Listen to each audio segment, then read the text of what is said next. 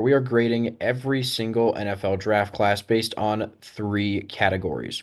First of all, we're going to grade based off of whether or not the team drafted the players that fit their needs for next season, as well as the overall talent that they got, just assessing the draft class as a whole. And then finally, the value. Is each player worth where they were drafted at? Were they a steal at that position, or did the team maybe reach a little bit and not get as good a value as they could have if they had traded the pick? And then after that, we're going to go ahead and give them an overall grade.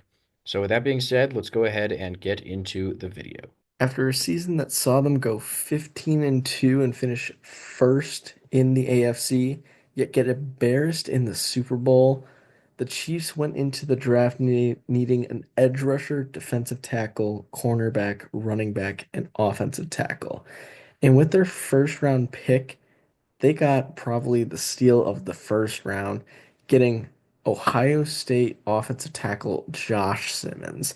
I was shocked that the Texans traded out of the first round and let Josh Simmons fall to the Chiefs. This is the best thing that could have happened to Kansas City in this draft, getting an elite young offensive tackle this early on.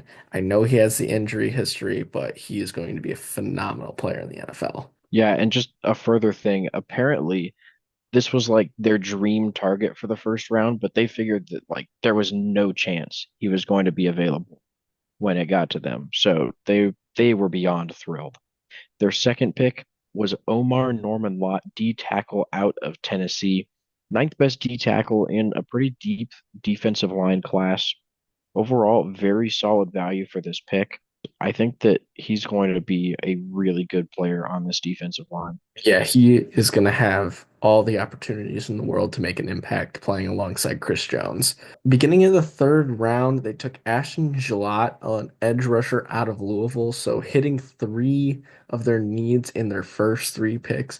Ashton Gillott was a little bit of a reach. He was projected more towards the end of the third round, but still a pretty good talent. 6'3", 264 pounds out of Louisville, 3 year starter who closed his career with 40 tackles for loss and 26 and a half sacks. So really can be yet again a very welcome addition to this defensive line, along with Chris Jones and George Karlaftis. Yeah, their next pick, they hit defense for the third pick in a row. Go ahead and taking Noel Williams, cornerback out of California. This is a really good pick. California had one of the better secondaries in college football last season. Noel Williams was a big part of that. Projected late third round talent, and they got him late third round, right on the money. Overall, very, very solid pick. Yeah, especially since the Chiefs really needed to find a replacement this year after L'Jarius Sneed left for the Titans. After the third round, going into the fourth round, they got yet another steal, getting Jalen Royals, wide receiver from Utah State. He was the overall ranked ninth wide receiver and had second round potential, at least talent wise. So this is a massive pickup for the Chiefs here. He was tied for the quickest 10-yard splits in the entire combine. So we know what has happened in the past when the Chiefs draft a really fast wide receiver. We saw it with Tyreek Hill. We saw it with Xavier Worthy. This is going to be a nightmare for every team that has to face the Chiefs. Yeah, they definitely have their winning formula worked out. Next up in the fifth round, taking Jeffrey Bossa, linebacker out of Oregon. Another really solid pick here. He's more of a run defender, but he can defend the pass, mainly getting matched up against tight ends. Ran a 4.63 40-yard dash. Overall, going to be a pretty solid player on the defense for the Chiefs. And finally, to close out their draft class, in the seventh round, they took Rashard Smith, running back from SMU. Once again, great value. Projected to go somewhere in the fifth round, but got him in the middle of the seventh round. He is a little bit undersized and not really a power back, so the Chiefs are probably still going to be in a little bit of a running back committee, but definitely brings another receiving edge. He was a receiver initially before transforming into a running back after transferring from Miami to SMU.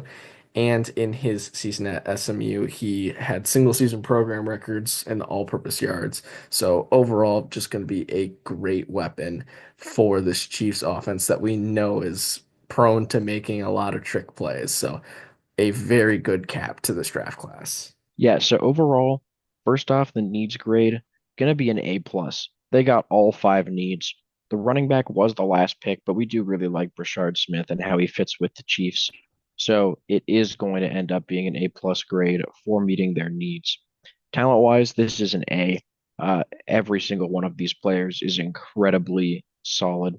So the Chiefs, again, did a great job drafting talent. And then value wise, it's also going to be an A. The only reason this isn't an A plus is because they reached a little bit on Ashton Gillette. But overall, this is an A draft class from the Chiefs. I don't know why the rest of the NFL let them do this. Yeah, it's crazy. I would consider this probably one of, if not the best draft class, considering the number of picks. You look at teams like the Patriots and the Titans who had to rebuild a lot, who also met a lot of their needs, but they did it with 3 or 4 more picks than the Chiefs did. For the Chiefs to have this good of a draft class with only 7 picks, it's pretty crazy. And this team just went from very, very good to great in a matter of days. So this is going to be a scary team next year, like they are always every single season since Patrick Mahomes got to the league. So thank you guys for watching. Please make sure to like and subscribe so you don't miss out on any more of our videos, and we will see you in the next one.